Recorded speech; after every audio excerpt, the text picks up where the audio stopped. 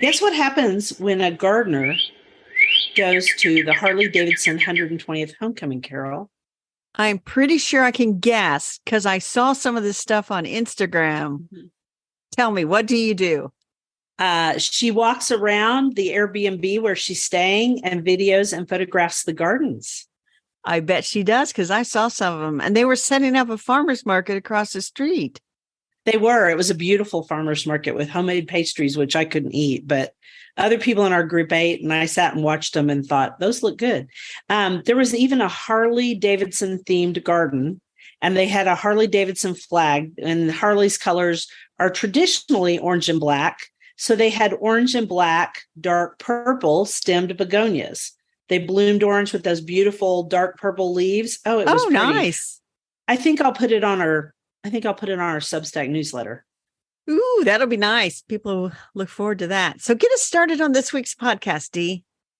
Welcome to the Garden Angelist, where we talk about flowers, veggies, and all the best dirt. I'm Dee Nash from Guthrie, Oklahoma, where I garden on 7.5 acres out in the country, about 1.5 acres. And I'm Carol Michael from Indianapolis, Indiana. I have a suburban garden measured in square feet. It's about 1/3 of an acre. We call ourselves Garden Angelists because we are evangelists for gardening. We love gardening, and we would like for you to love it too. Yes, we would. And we aren't afraid to spill the beans and tell all of our gardening secrets, the good, the bad, and even the ugly. But that's enough of who, what, when, where. Let's move on to this week's episode. Hello, Dee. Hello, Carol. I think you should share because I basically did nothing because I was gone.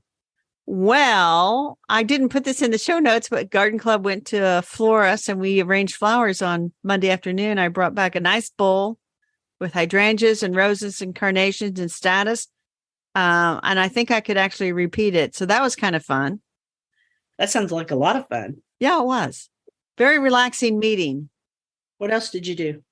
I finished pruning most of the shrubs that I wanted to prune. So that was good. Picked some green beans, squash. I mowed and trimmed. I picked the first big tomato. It was just about ripe, not quite. Been sitting on the counter. So when we get done recording, I am having my first BLT of the summer for lunch. Yeah. And then we didn't get a lot of rain, but then Saturday morning, it sprinkled just enough to be annoying, but not enough to matter. Yeah. And then last night we got 1/4 of an inch of rain. So this morning I was out, I tied up tomatoes again, pick more veggies. That's summertime in the garden. Summertime.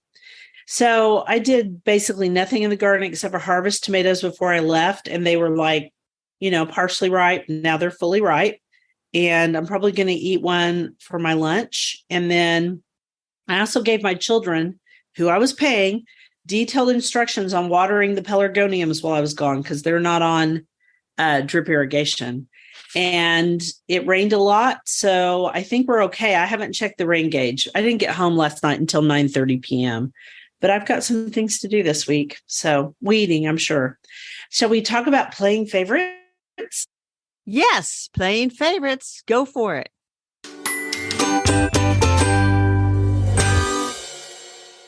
Well, it's the black strawberry tomatoes at my house. Even though I've got some great main season tomatoes, there is something about those black strawberry tomatoes. They're the most beautiful tomatoes I've ever seen.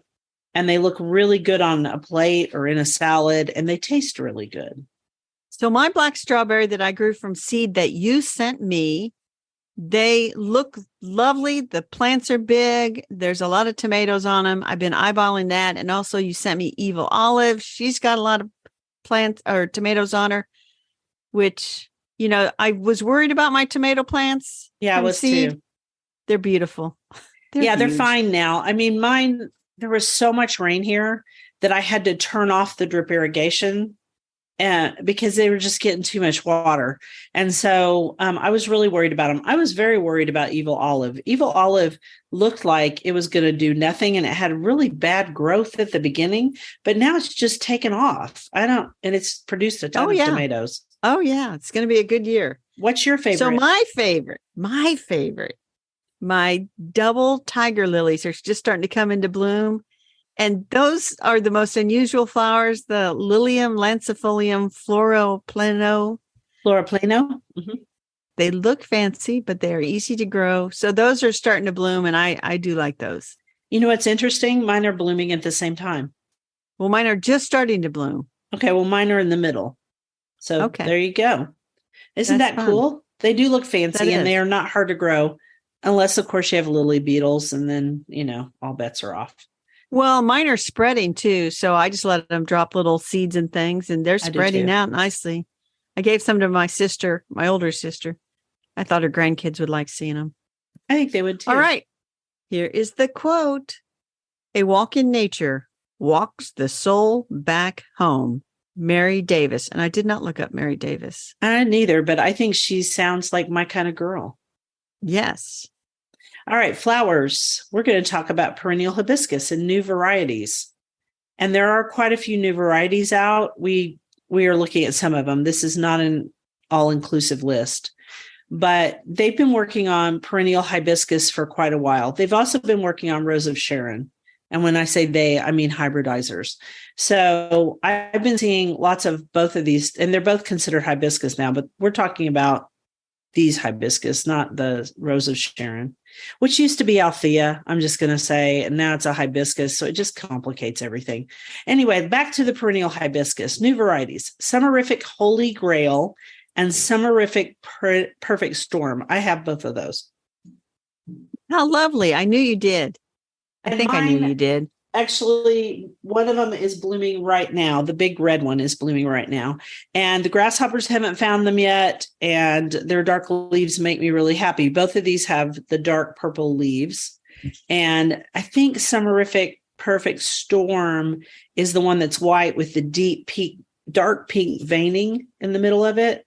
Sounds pretty. I think Holy Grail is a red. Let me see. Yep, it's a red because it came right up. So that's the one that is blooming right now. And I also have one. Do you grow any of these? I saw in your notes that you said at one time you did. Well, I had one that I got years ago. It was a gigantic pink one. It was back in the flower border along the back of the vegetable garden. And it was just kind of getting in the way of it was getting in the way of the path because I forget how big these things get. And then I thought, you know what, I'm going to move that. And I moved it someplace. And then I might have forgotten to water it. And God did not send any rain. And so I do not think it exists anymore. Right. So which is sad, even Summerific Holy Grail, which is just a gorgeous thing, it grows 4 to 6 feet, 4 to 4.5 feet high. And they're big.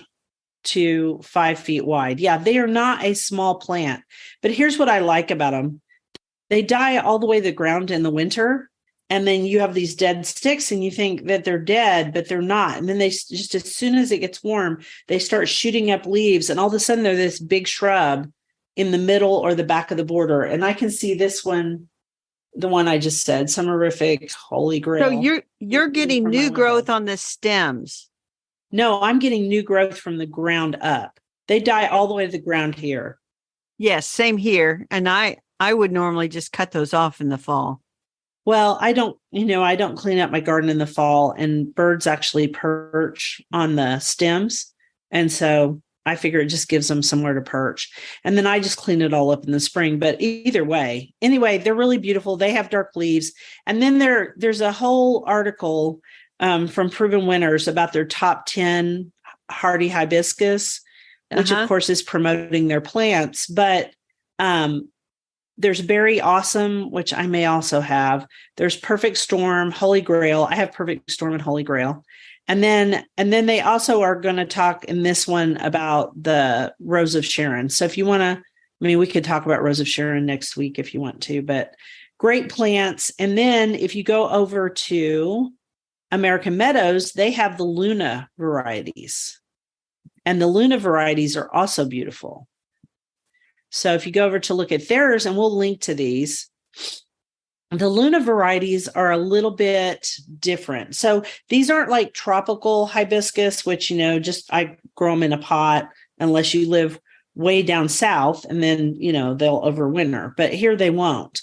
These overwinter. That's one of the big things. The other thing is their blooms are bigger. Way bigger. They're big as dinner plates.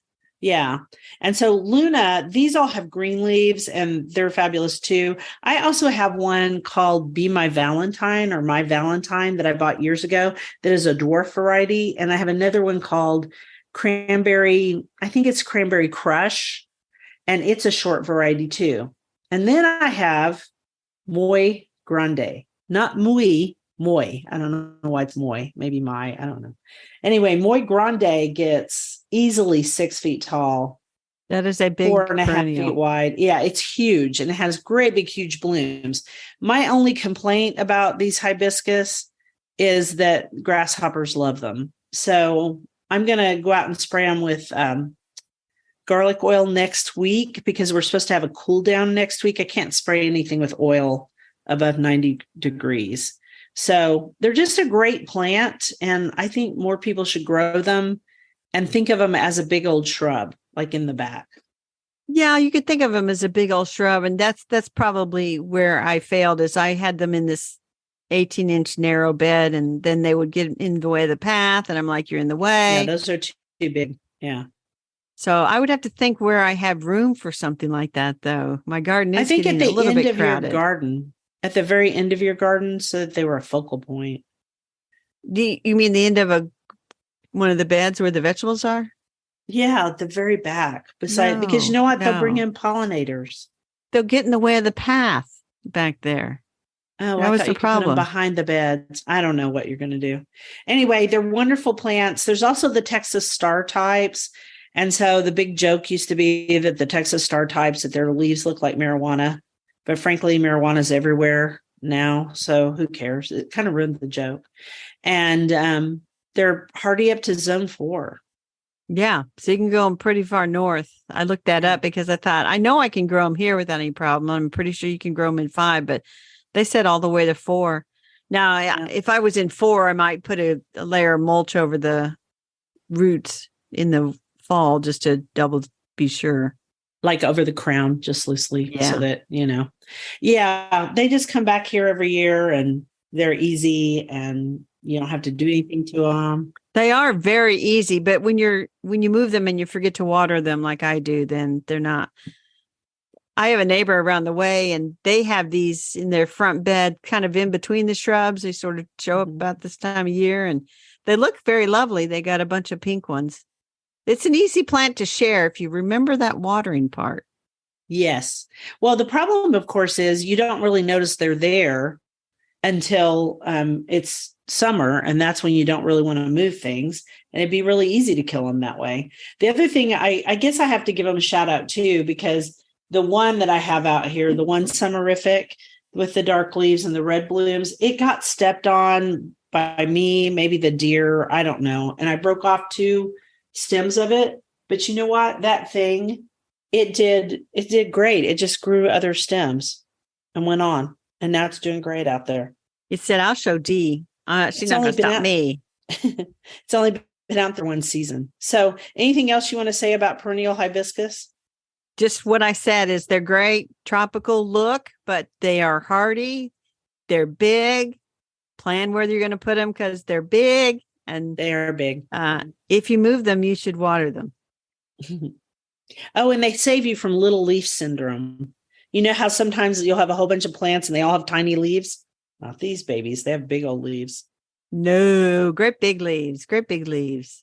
All right, do that next quote. Okay. Slow things are beautiful. The closing of day, the pause of the wave that curves downward to spray, the ember that crumbles, the opening flower, and the ox that moves on in the quiet of power. That was by Elizabeth Coatsworth. I don't know her. I did not look up any of these people. I don't know why. We were busy. That's why.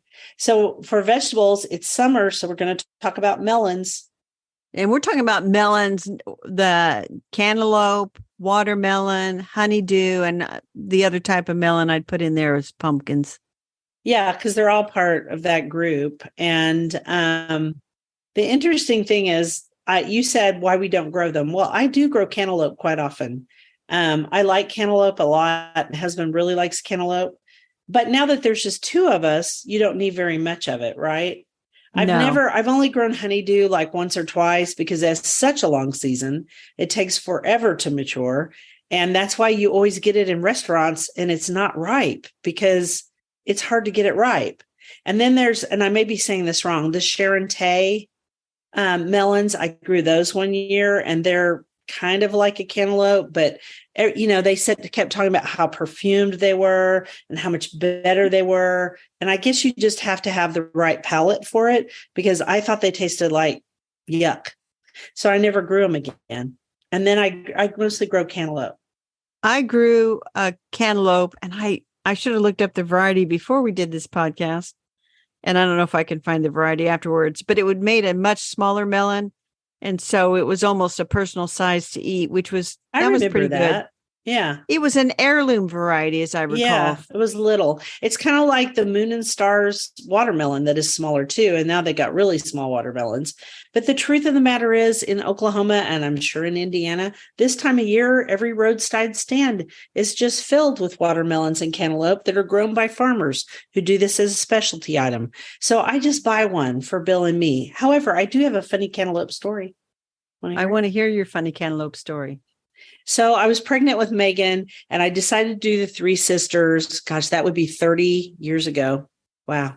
Okay. So I was pregnant with Megan. I think she's 30 or 31. And I decided to do corn and then melons. And instead of the squash, I did melons. And what's the third thing? Beans. Okay. Well, the corn grew and the beans grew. And then I got pregnant and I was sick at my stomach all the time.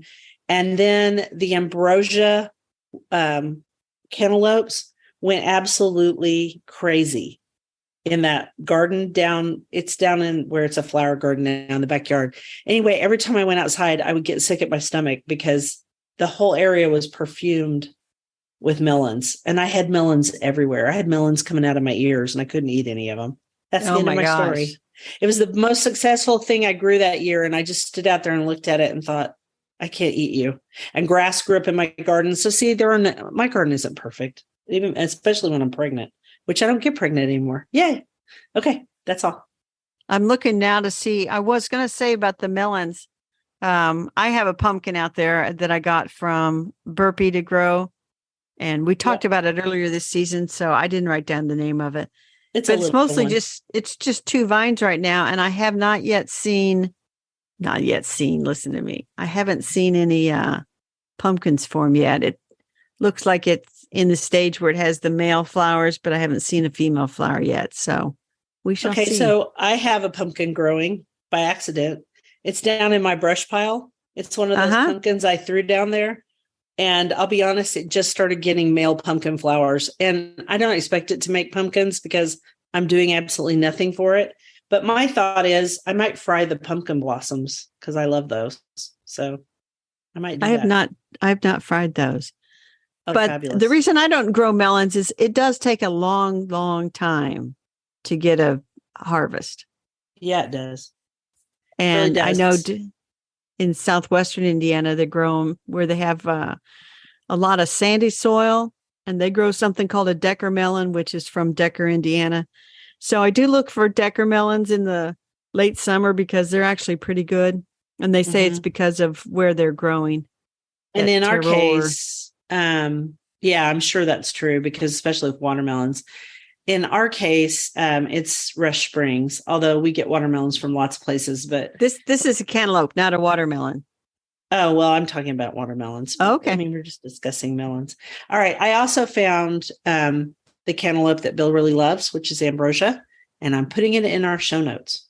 Okay. That's all we have to say, isn't it? Oh, you started to say sow seeds directly. Yeah, I sowed them in a hill. They're not hard to grow. They just take forever. And you can buy seedlings, like Burpee sent me the seedling, and it's easy to plop a seedling in as well. It is. And also cucumber beetles go after them. So do squash bugs, but not as bad. Squash vine borers do a little bit, but not really. I mean, cucumber beetles are the biggest problem here. And here the problem can be that they just, you can, if the melons are on the ground, and often they are on the ground, you need to kind of do something to lift them up off the ground so that they don't rot laying there. Right. Or have that bald spot on one side. And some people put them on pieces of cardboard. Yeah. But just and then if you're something. growing them for display at the state fair, they turn them. So there's just all kinds of. Well, you got to be careful turning them because you don't want to break that stem. Nope, you don't. But I'm not going to be growing them for the state fair. And then shall we do, okay, are we done talking about melons? I guess we are done talking about melons. Shall I do my minute with Masha? Yes, because the cat is clearly the star this morning. I've seen her a bunch. Yeah. She missed me terribly. Oh, she sure did. She missed me terribly. So she is sitting up here on the desk now. I held her for a little bit, and now she's sitting up resting on the desk and just holding me with her paw. Because, do you think she remembers that you were gone yesterday? Now that you're back? I don't know. I don't know if she does or not. They say dogs. She's kind of clingy. Dogs, they've got like a 10-second memory, but. Well, that's dogs for sure. Who knows? All right. Hey, you want to do the next quote? If you have enough book space, I don't want to talk to you. Terry Pratchett. Who's an author. Yeah. So on the bookshelf this week is In the Garden with Jane Austen by Kim Wilson, with a foreword by Celia Simpson, who is the head gardener at Jane Austen's house. So this is a nice little book. It's from 2008. We pulled this off the shelf. I had it. You had it and got rid of it. I may still have it. I don't know. But anyway, if you are into Jane Austen and you're into that time period in history and you want to know more about the gardens, this is the book. So she spends quite a bit of time talking about the cottage garden around Jane Austen, where she finally ended up living. As a single woman, she was kind of at the mercy dependent of family, to figure out. But she talks about that. And then she talks about the aristocracy type gardens that they would have had, like in Pride and Prejudice, the fancy places. And then she goes into some detail on some of the gardens that were used in some of the adaptations that have been filmed. If you wanted to go visit some of those, she's got information on those. So all in all, it's history, literature, and gardening in one book. And what do we like, Dee? History, literature, and gardening. Yes. And puzzles. Yeah. Pretty much. Yeah. Well, I know puzzles, and I'm just saying, I just passed it's not really a puzzle, but a labyrinth garden. Yeah, I was going to say the aristocracy's gardens were all clipped hedges and stuff because they had all the gardeners to do it. Oh, yeah. And the cottage gardens were usually things that were taken home by the workers on the estate or thrown in there along with their vegetables. So they looked more jumbled, like my garden. Like my garden. Yes. And I like it. So anyway, I've been kind of picking this up through the week and browsing through it and actually very much enjoying it. And I'm glad that I have it in my library. I'm going to have to go see if it's in mine. Yeah, it's out of print, maybe, but good use copies are available, and I'll show you. But I mean, it's not a thick book. It's it's not huge. Medium. It's from our friends at Francis Lincoln, which we love. Francis Lincoln. Anyway, love them. That's it. In the Garden with Jane Austen by Kim Wilson. I think it is, if you're at all into Jane Austen books, it ought to be on your shelf with those. That's all I have to say. It would be perfect. Ready for the next quote? Yes. It's such a happiness when good people get together. Jane Austen. And that brings us to our dirt, which I am fascinated by. We have 2 pieces of dirt. I like your piece the best. So I saw this thing on Instagram and I forgot to figure out who it was from. But when I did a search, it's all over the internet. But if you need to stratify seeds, as in give them a cold treatment, one of the ways suggested is to freeze them in ice cubes and then throw the ice cubes out into the garden in the spring when it's time for them to start germinating. Okay. So what you do is you fill ice cube trays half full, and then when they're frozen, you pull them out and you let them melt just a little bit. And then you put a couple of seeds in each cube, add some more water, freeze it up, leave it in there. And then when it is time to sow, you can pull those out. And if you're sowing inside, you can actually just plunk that ice cube on the pot and then cover it with a little bit of dirt and it'll kind of melt in there. So poppies, all kinds of things. And I found an article on Garden Gate magazine where they have a list of some of the seeds where this method works. So of I would course, think it would work for milkweed. Milkweed. We're going to try it, Dee. We are totally trying it. So what I want to know is how early do we freeze them? How long ahead? That's the grand experiment. I don't really know. I need to try poppies this year. I need to really try to grow poppies. Yes. I mean, not just Shirley poppies, big poppies. Well, we'll do more research to figure out how far ahead. And once they're frozen, it seems to me that they're in an inanimate state. And so you could, as soon as you had them, you could freeze them. And I don't know that they have to be there like 4 or 6 weeks or whatever. But anyway, that's the plan, to freeze some ice cubes of seeds and give it a whirl.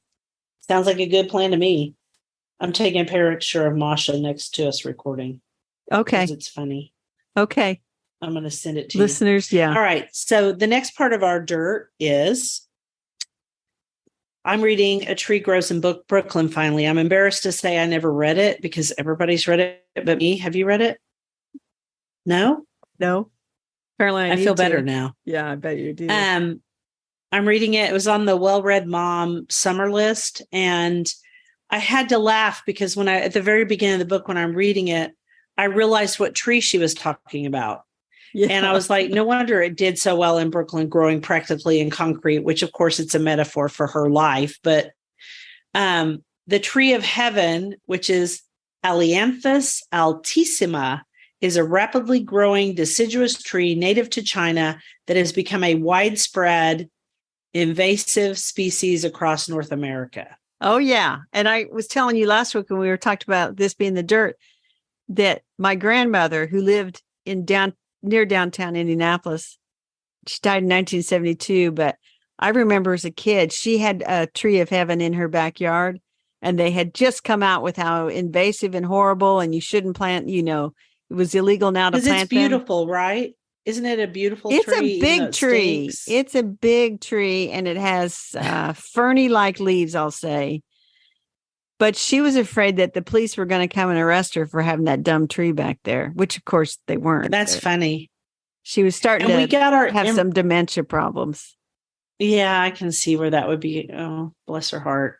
The tree of heaven was brought from China to the United States in the late 1700s as a horticultural specimen, as many of these things are, and a shade tree because it gets big. So Huge. People loved that it was easy to establish. It grew rapidly, and it had no insect or disease problems. I wonder if Japanese beetles eat it.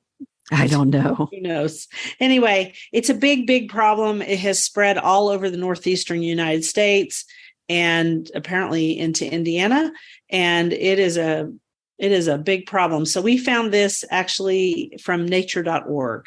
Yes. And I just had to laugh because, I've heard about this book my whole life. I open up or read about 3 pages and I'm like, oh, for Pete's sake, it's the tree of heaven. And by the way, it stinks. So, well, here's the other thing. The tree of heaven. When you see trees growing in the sidewalk and, up against the foundation of old urban buildings, even up on the roofs where dirt is accumulated, and they kind of have a compound leaf, it's tree of heaven. And almost always you can guarantee it, and you should pull that sucker out. You should not plant. And if you have one, I mean, these are horrible trees. Horrible. They're bad trees. Bad trees. All right. So you want to do the next quote before we go into our rabbit holes? Let us say it's a bad tree because here nothing can stop it. It's outside of its natural habitat. No insect, no disease, nothing stops it. And we can say that this is a bigger issue too, because there are a lot of things like that. Ligustrum is that way, although they're trying to create species that don't have any leaves, like ligustrum sunshine does not. You mean flowers, not leaves. I meant flowers with seeds. I meant seeds. So ligustrum can be a huge problem. there's just so many plants that are a huge problem. Butterfly bush is not invasive in Oklahoma. No way, no how. But boy, out west it is. Blackberries are a huge problem out west. Some ornamental grasses. I mean, things that are brought to the United States that we don't isolate and watch for a while, they can be a problem. I mean, it is so bad over in the western part of the United States about butterfly bushes that you and I were on some tour somewhere and people were just like clutching their pearls, quite literally, although nobody had pearls on, but they were very upset because we were in a garden. I think it was in Seattle or somewhere, and they had one, but it turned out it was a cultivar that did not produce seeds. We just hope it doesn't turn around and mix with ones that do produce seeds. So gardening is complicated and bringing plants to market is complicated. That it is. I'm going to do a quote. It isn't what we say or think that defines us, but what we do. Another Jane Austen quote. So rabbit holes, you asked me how it's going with my puzzle. I haven't touched it yet. I got to set it up where Dingus here can't get to it because she's bad. She really has a thing for puzzles. And I'm busy. I've been really busy. I don't have a rabbit hole this You've week. had really good weather for gardening, and then you went off to the Harley Davidson convention. I did. But that's my last trip until September when I go to the fling. There you go. Which is no longer called the Garden Bloggers Fling. Did you know that? No, I did not know that. It's just called the Fling because a lot of people don't even have blogs anymore. So they're on Instagram or Twitter or that TikTok. makes sense. That makes sense. It does. What's your rabbit hole? Good Lord, it's long. A couple of rabbit holes. One of them was I got this new book called The Novel Cure by Ella Bertaud and Susan Elderkin, and they call themselves bibliotherapists.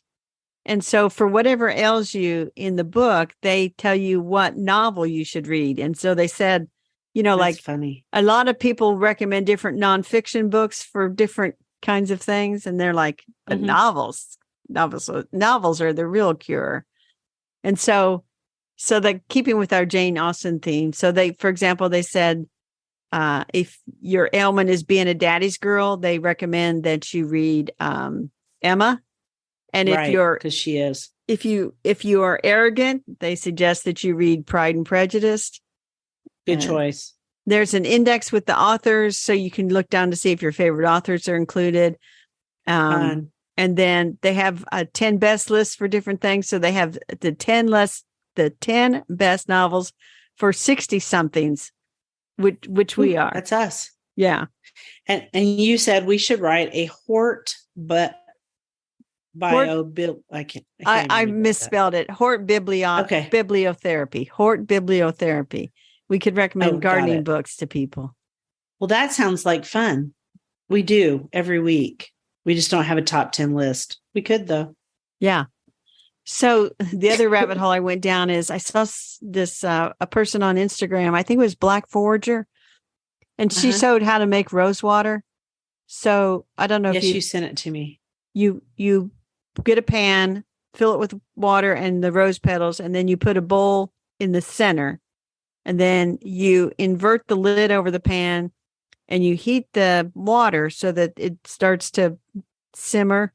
And then you put ice on top of the lid, and then the ice will cause, as the steam comes up, it'll condense when it hits the ice and it'll fall into the bowl and you'll have rose water.